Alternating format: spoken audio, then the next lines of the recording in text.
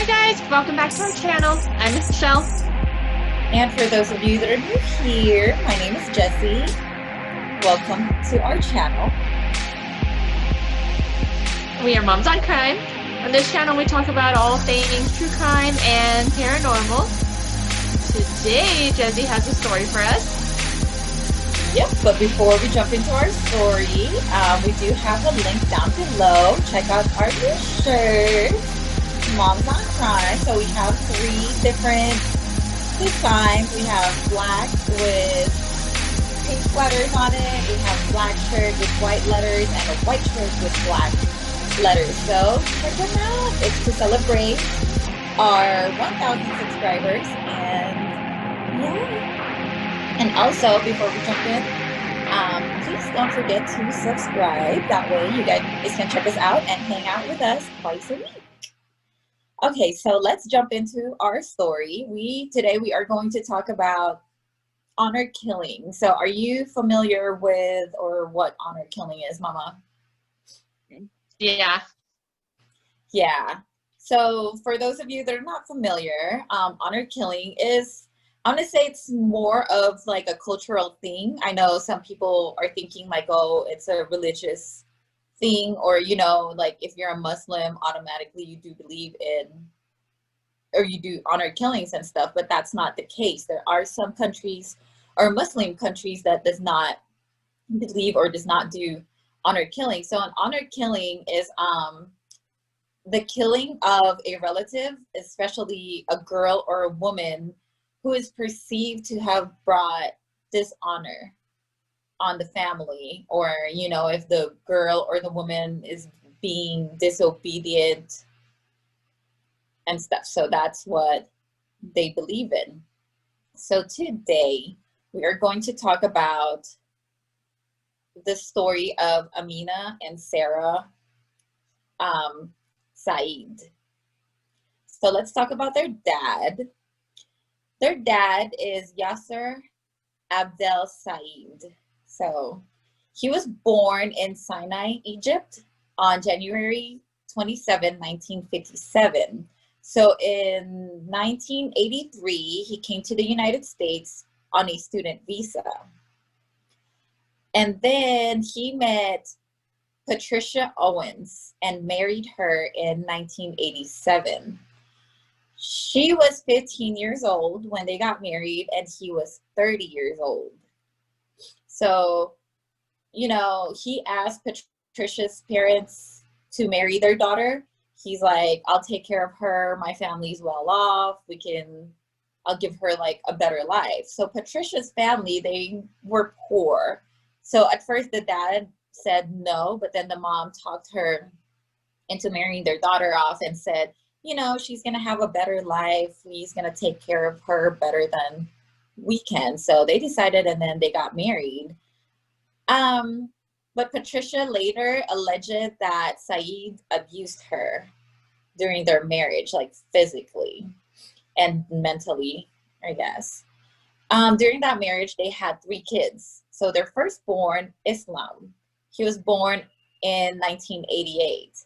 And then on March 2nd, 1989, their daughter, Amina Yasser Said, was born. And then on March 16th, 1990, Sarah Yasser Said was born. So that was what, like almost every year she was getting pregnant and she was giving birth, right? So if you would ask, like, you know, neighbors, family, classmates, teachers, whoever, they said that the girls, they were very happy. You know, they're your typical American teenagers.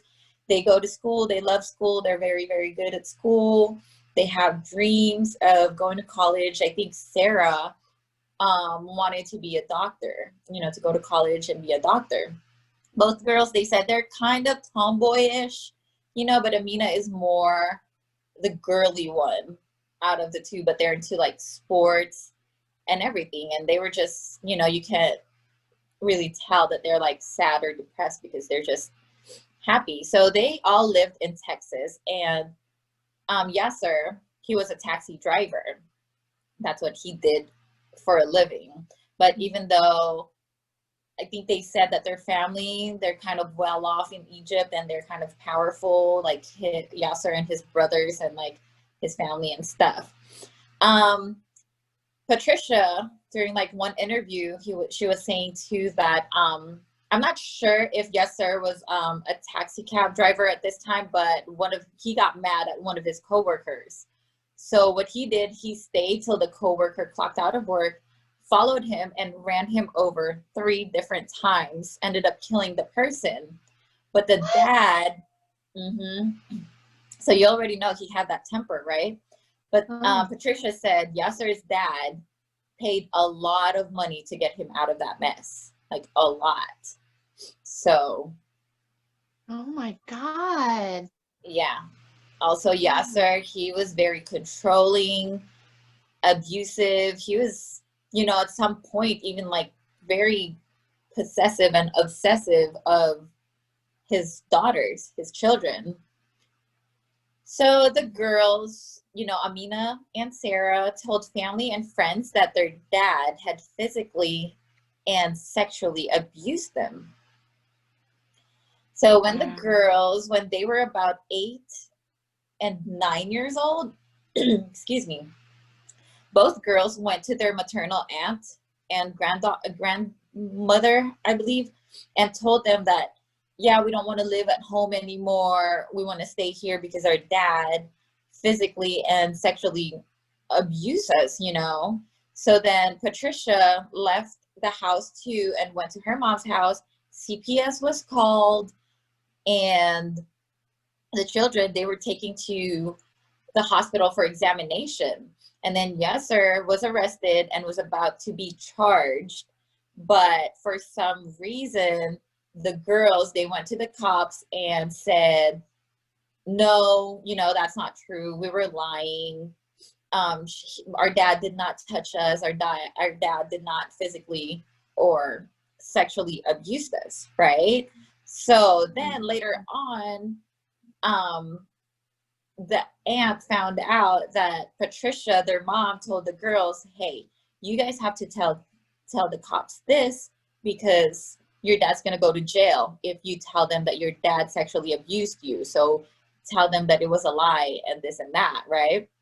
So Amina wrote a letter to her aunt saying, oh yeah, my mom told us to say this. That way our dad does not go to jail or something. But later on during the interview, the mom was like, no, I don't know about anything about, and no letter or whatever. That did not happen. Amina did not write that letter whatsoever, right? So also the girls would go to school with like bruises and cuts and stuff. And then at one point Amina went to school with a split on her lip. And Amina told friends that her dad was responsible of her wounds and bruises, but her mother did not allow her to seek medical attention because I guess one of the brothers were telling the mom, no, don't take her to the hospital because they're going to ask questions and your husband's going to get arrested. So you're going to think of your husband being arrested, but it's okay for him to abuse and hurt your children? No, hell no. Bye. Yeah, Go to jail. exactly. I don't get it, but I'll tell you guys what I think about the mom later.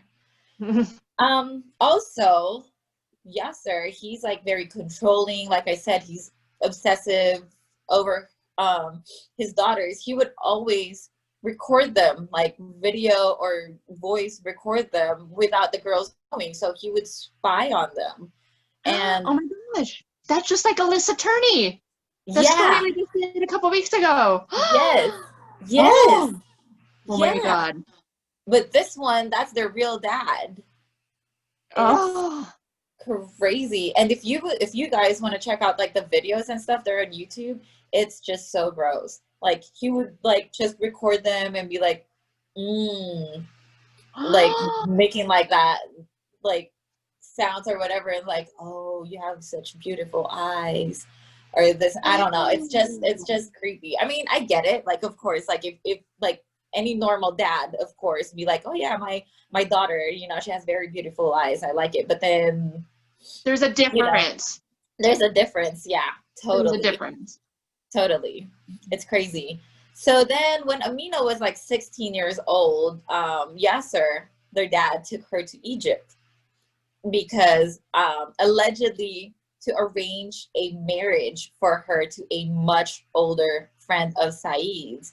It's more like to marry her off to the highest bidder, if you will. Ew. Yeah. Oh my God. It's gross. And then one time, Sarah, she got an after-school job working in a convenience store. Yasser would follow her, record her, and see what she's doing. And she got in trouble. She got beat up, I guess, because she was smiling too much to customers. I mean, that's your job. You're supposed to smile.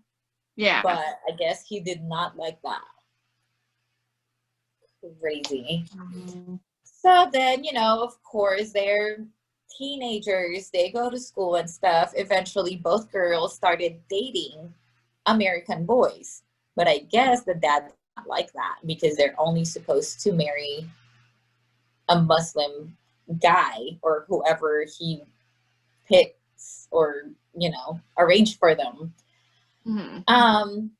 So Sarah, she began dating a boy named Eric. I didn't really get much story about, like their love story or whatnot. Mm-hmm. And Amina began dating a boy named Joseph Moreno, whom she met while they were taking Taekwondo classes. So then they started a relationship secretly, of course, because they both liked each other and stuff. So they started texting secretly as well. And Amina told Joseph, if I send you a secret word, don't text back or don't call, whatever happens, So the secret word, I believe, is like 7 or something. So Joseph said he remembered one time he received a text message 7, and he's like, okay. So he did not text back. And then a few minutes later, he received a text saying, hey, what's up? Call me, or can you call me, or something. So he did not reply because, the code word 7. So the next day, I guess when they met in class, Amina said, yeah, my dad took my cell phone. So I guess Psycho Dad was driving around in his taxi cab that night, texting all the contacts in her phone, just trying to figure out, like, is she dating someone? Who is she dating with? Who's the boy or whatever? Crazy. So they decided, you know what? It's too dangerous. Let's not text each other. Let's not call each other. So they decided to just pass notes to each other, right? But then that's dangerous too. One time, Yasser found a note that Amina wrote for Joseph, and the dad was like, what is this? Do you have a boyfriend? Whose is this for, And Amina was like, well, I can't have a normal life, so that's just my imaginary boyfriend. So but the dad did not really believe her, so he was very, very anxious to find out who this guy is.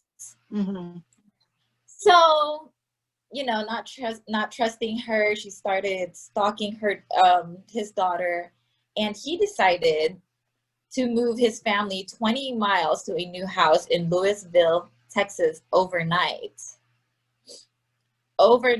just because the daughter is dating. Because he has a boyfriend? Yeah. Oh my goodness. Yes. So when they found that out, of course, Amina was not happy, and the dad kept on asking, who's the guy, who's your boyfriend or whatever. And Amina did not tell the dad who the boyfriend is because she was scared that the dad would go after the boyfriend too and do something. Even though she was getting beat up, she still did not tell his dad the boyfriend's name to protect the boyfriend, So then, of course, she found a way to keep contact with the boyfriend, and she's like, I want to run away. I don't want to be here anymore. Like, I'm getting abused all the time, and this and that. So the boyfriend, Joseph, I think at the age of 17, he dropped out of high school, got his GED early, and started to work to look for a job so that he can save up and help Amina leave. Oh my God. Yeah, that's like true love. I think they've been dating for like 4 years or something. I think they met when she was 15, I want to say. So yeah, so he started saving up money because their plan was he's going to take Amina away from her dad. They're going to go to Vegas. They're going to get married, and then they would just disappear, when he gets enough money saved. Mm-hmm. So then Amina and Sarah, they've had enough. So they planned, what, we're going to just go. Their mother was like, okay, I'll go with you guys. Let's go. So they left. Finally, they left. This was on Christmas of 2007. The mom decided, okay, let's all go. So they all went to Patricia's aunt's house in, I believe, in Kansas. So they went with Sarah's boyfriend, Eric, and another friend of theirs, Eddie, to help them just leave. So while they were in Patricia's aunt's house, she said they only stayed there for a little bit. And for some reason, I don't know why, they left and they went to Tulsa. And they stayed at a hotel until they find a room or a place to rent, like a house or an apartment, right? So finally, they did. In December 28th of 2007, they found an apartment, but they used a different name so that Yasser could not trace them.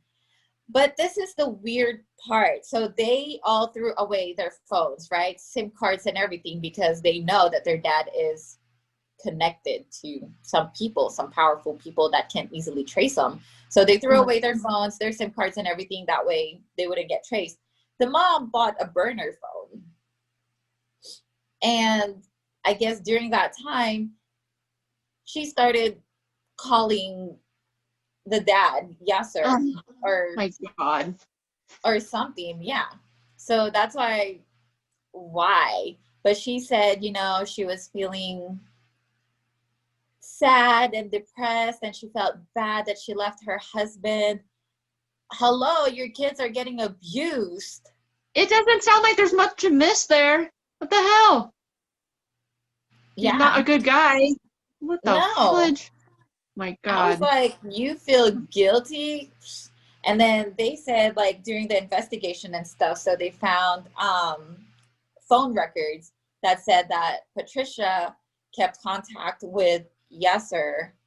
And, Yasser's brother, Yasin, I think that's how you say it, Yasin Syed, kept on calling her too. So saying, come on, you guys need to come back home. Well, this is per Patricia, right? So she said that Saeed, the brother, called her saying, if you guys don't want Yasser to be around when you guys come back, it's okay.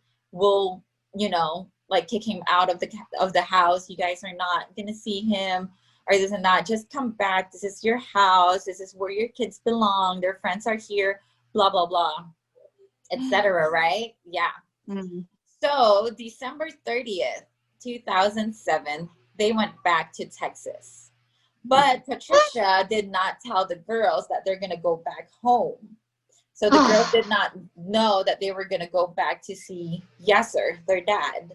She said, oh, let's go back because I want to visit my mom's grave and put flowers on her grave.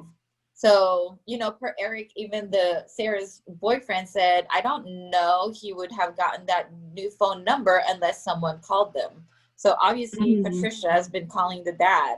I mean, they already got away from all the abuse and everything. They already got away. Why would you bring your daughter back?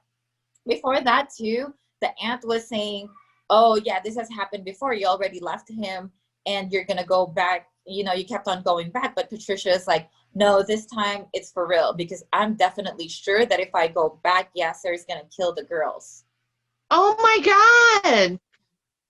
Yeah. This bitch. Oh my God. But still took them back, right? So Mm-hmm. then Amina found out that they were going to go back home. So, of course, you know, she was mad. She was like, no, I am not going back there no matter what you do or whatever. So she left and she stayed at a friend's house. So then Patricia kept on calling her saying, you need to come back home. Your dad forgave you, this and that. He's not mad anymore. He just wants to fix things, da da da. But Amina was like, no, there is no way I am going back there. I already got away. I'm not going to go back, right? So on January 1st, 2008, Patricia went to the friend's house to pick up Amina. And she went in and she just said, you know what? We don't have any more time. We got to go now. Let's go. So Amina probably thinking, oh, shoot. Okay, we're going to go again. Okay, let's go. But little did she know, Patricia took her back home. So they were home, and No Yasser, way. yeah. So Yasser, this is January 1st, 2008. Yasser told Patricia, you know what? Let me take him out to get something to eat, and then we'll just talk, you know, like whatever. So Patricia's like, okay, that's fine. So they left, and they drove in his taxi cab, and they parked in front of a hotel in Irving. And that's when a 911 call was made. It was Sarah on the other line saying, oh my God, I'm dying. And Oh no. because both girls have been shot multiple times by their dad. But the 911 dispatcher, of course, they didn't know where they were at. And he kept on saying, where are you guys at? Where are you guys at? But, you know, they're in a cab. So it took, I want to say, at least an hour to find them until somebody called 911 and said, hey, there's a suspicious cab parked in front of this hotel at the parking lot. And I believe there are bodies inside the cab. So Oh, no. when they went there, both girls have passed away. Oh my And God. yeah. So for years, Yasser went in hiding. For how long? Like at least a decade. So authorities, they investigated and they tried to look for him. Nothing. He even made it on FBI's top 10 most wanted list, and there was $100,000 reward, you know. So that next year, 2009, Patricia filed for divorce. Duh. Yeah. Oh my God. Right. So on August 14th, 2017, a maintenance worker at an apartment complex said that I think they believe that they've seen Yasser because, you know, they watch the news and everything. So they are familiar. So I think one time something broke in the apartment. So the maintenance guy knocked at the apartment, but nobody answered. So he let himself in, come to find out that there was a guy in there. And he's like, oh yeah, I just need to fix this. I forgot what broke. I think it was like the AC or maybe like the washer and dryer or whatever. So he fixed it, but then he, you know, looked at this guy and said he looks familiar. So he went downstairs, talked to his manager and said, you know what? I think that guy is the one on the FBI's most wanted list. So they called the cops, and the cops went and they questioned Islam, the brother, and said, we're going to go in your apartment complex to search or whatever. But he did not let them because at that time they didn't have the warrant yet. So they waited. After a few hours, finally they got the warrant. But they said when they were talking to Islam, he said, no, you guys can't go inside my apartment complex. And as he walked away, he was talking on the phone, and one of the agents heard that he was talking to somebody and said, we have a problem. And so when they got the warrant, they went inside the apartment and it was empty. Nobody was there anymore. And they said that in the back, you could see like it looked like somebody had jumped from the window in the back and left because they found a pair of eyeglasses that just fell or something. So wait, Yeah. this is the girl's brother, right? So he's the Yeah. one like renting the apartment. Yeah. Their eldest Um. brother. Their eldest Mm-mm, brother. So he mm-mm. was hiding their dad and with the Dad. help of his uncles. Oh my God. Your Yeah. dad killed your sisters and you're gonna help him hide? Yeah. Because I Wow. think, like I said, like in their culture, they believe that it's an honor killing. So they did not see that their dad did something wrong in killing, his sisters. He thinks, Wow. yeah, they were misbehaving, they were very disobedient, so that's what Wow. happened. Hmm.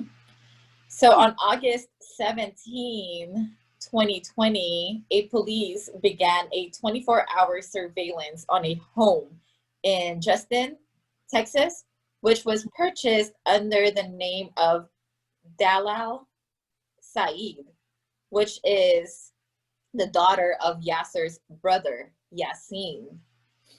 Mm. So that's where they were at. So they were surveilling. I mean, they have like surveillance cameras and like people in that house. So they noticed they seen yet Islam and Yasin, the brother, go in and out of the house, throwing trash, groceries, bringing groceries in and stuff. And they said sometimes when both of the guys are gone, they could see a shadow inside the house, like somebody is in there, but they've never really Mhm. seen anyone else that went inside and out of the house. So on August 26, 2020, SWAT agents and FBI's from Dallas field office, they captured Yasser in Justin, Texas. They finally got a warrant. They went inside the house and they finally captured him, and that's where he was hiding. On that same day in Texas, they arrested Islam and Yasin, said if they were both charged with concealing a person from arrest, if they're convicted, they will face up to 5 years in prison. So as far as Yasser, Wow. I think the trial is still ongoing. Wow. Yeah. I'm so happy I they got mean, him. yeah, me too. But then again, it's like to think about it, he's been in hiding for how many years? Like at more than a decade. You're gonna 13? stay in Texas. Yeah. Why did he stay in You're gonna Texas? stay in the same state. I mean, what you did, I'm pretty sure everybody knew about it. So everybody in Mm. Texas, in that state, not even in that state, in the whole United States, pretty much. But I mean, it happened in that state, Yeah. so I'm pretty sure a lot of people have followed up on the story and they know your face. Mm-hmm. Yeah, Yeah, why did he stay in Texas? I don't know. Stupid. It's crazy, God. but that is I'm so very glad they sad. caught him. I'm glad they caught him, and I think it's still, under investigation too, and they're trying to see who else, are involved, family members. I'm pretty sure there's a The lot more mom needs people to go to involved. jail too. Hmm. Yeah, Something needs to yeah, happen to the mom too. The yeah. brother, the I mom, don't all of get them. it. Like, you guys are already left. You guys got away. Why would you bring your daughters back? She even said it You herself. know. If I bring them back, Yasser is definitely going to kill them. So why So would you you go did it. back? You took your daughters back and you put them in danger. You should go to jail too. Yeah, exactly. Mm-hmm. And she was the one calling Amina to come back home. Like, why? Yeah. You know how your husband is. Yeah. Like, he's very abusive. He's very controlling. Why would you still take your daughters back there? You guys already left. Yeah. I was reading some comments and stuff. They said that I think when the girls planned to leave, the mom decided to go with them because, well, she told them like, oh yeah, I want to leave too. I'm sick and tired of living with your dad. I'm sick and tired of getting abused or whatever.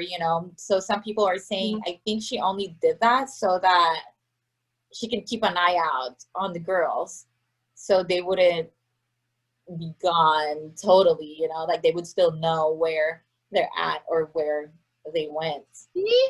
She's no damn good either.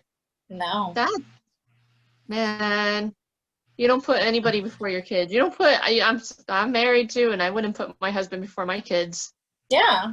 I mean, I love him, sure, but you know, I love my kids more. I love him in a different way. yeah, I wouldn't. exactly. But those are your kids. Like some people are saying too, like because they're saying like maybe because like she's not a very smart person, she has, you know, but it doesn't matter if your IQ is like lower than freaking 80, you know, like it's an instinct. That's your instinct to save your kids before anyone else, but that's not the case here. That's sad. Yeah. I hate that story. I mean, I don't hate the way you told it. I'm just saying, like, that story. There's a documentary I watched on it once, and it, like, because it had the 911 calls on there that the girls made, like, from the cell phone in the car. Yeah. Like, I guess there was maybe multiple calls, or I think the line was open, right, for, like, a long time, and yeah, you could hear her take her last breath on there. You heard it all, everything. It was very sad because they were trying to locate them. Yeah. At that time, and they did not know where. And obviously Sarah, she was in pain and she felt it that she was dying, so she didn't really say where they were at. Yeah. But if you guys watch the documentary, I don't know, I was getting mad at the mom. And her stories too, they were kind of changing.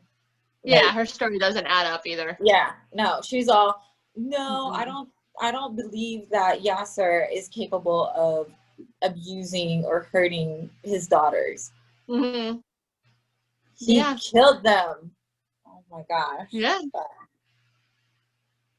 Oh my gosh. So yeah, that is the story for today, and hope you guys liked it. I know it's hard to like it, but if you guys did enjoy this story, well, not enjoy, but you guys know what I mean.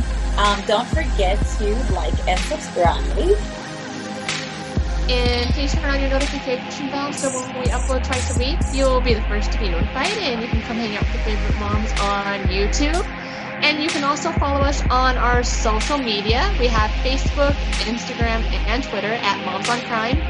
You can also email us if you have any story ideas that you think we should talk about at momsoncrime@gmail.com. And you can also leave story ideas or let us know what you think about this story down below in our comments. And that's all we have for today, guys. We'll see you next time. Bye, guys.